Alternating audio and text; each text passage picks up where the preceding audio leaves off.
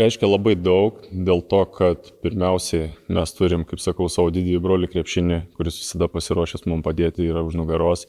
Ir kitas dalykas tikriausiai, kad tai tampa tikraisiais mūsų namais, nes nors kelis sezonus jau žaidėme atnaujintame Dariaus ir Girėno stadione, bet dabar būtent valdomi mūsų organizacijos komandos. Manau, kad vaizdas stadione pasikeis tiek pačioje erdvėje, kur bus maitinimas, tos erdvės, kurios bus išnaudojamos, įsivaizduoju, kad prabangiau, galima ir taip pasakyti. Ir kitas dalykas, žinau, kokie yra planai, kokios yra mintis būtent futbolo rungtynėm, kas yra džiugu, bus kviečiami žiūrovai aktyviau dalyvauti, nes planuose yra ne tik tai futbolo rungtynės, bet ir renginys žiūrovui, tai yra šeimoms. Kažkas panašaus galbūt bus perteikiama patirtis kaip iš krepšinio rungtynių, žaidimai, atrakcijos, kad daugiau žmonių apsilankytų stadione ir palaikytų komandą. Kadangi turim išskirtinės sąlygas visoje Lietuvoje, mūsų darbas yra susistatyti tą futbolo dalį ir džiuginti ir rezultatais taip pat. Taip, objektai iš esmės kažkiek skirtingi, arena ir stadionas, bet labai daug ir yra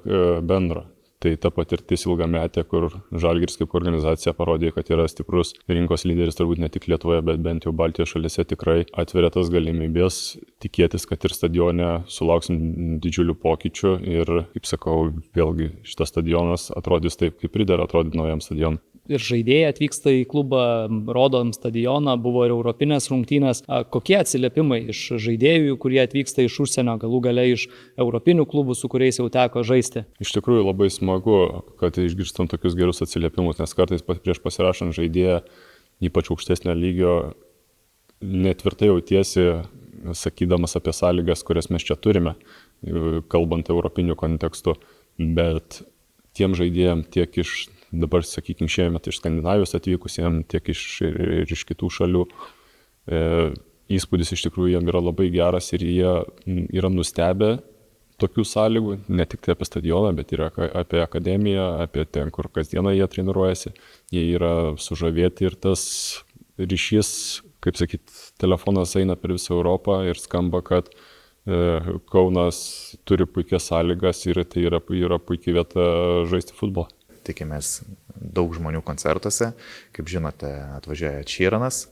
Tikimės turėti dar vieną koncertą šiais metais, kuris greitai paaiškės, kas tai bus.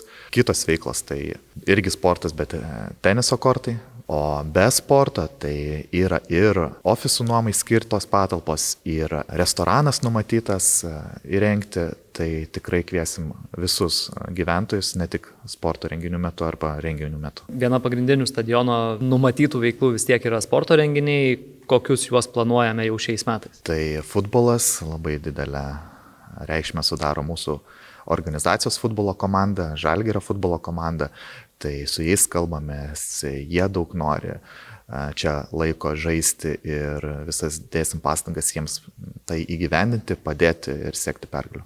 Kokie didžiausi galbūt iššūkiai laukia perėmus valdymą stadioną? Dabar dar sunku pasakyti, kokie bus iššūkiai, bet kai jau įžengsim, kai pradėsim, vaikščiosim, žiūrėsim, ką rasim ir matysim.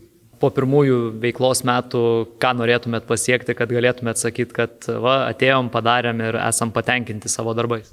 Turėti pilną užimtumą, susidėję pilną renginių tinklelį, kad renginiai vyktų nenutrūkstamai, kad žmonėms patiktų čia ateiti, kad susilauktume gerų komentarų, gerų reakcijų žmonių. Tai mūsų prioritetas turbūt patenkinti lankytojų lūkestį, būti modernus renginių organizatorius, modernus objektas ir kuo daugiau įvairių renginių. Kiek prie to prisidėti gali ta ilgametė patirtis valdant Žalgirio areną ir kitus objektus? Neišmatuojamai reikšmingas dalykas, nes turime tikrai stiprią renginių departamento dalį, kurie turi virš 10 metų patirtį, tai jie tikrai jau žino, ką daro ir mato šitą objektą kaip sėkmingą, turi savo atskirus planus nusimatę.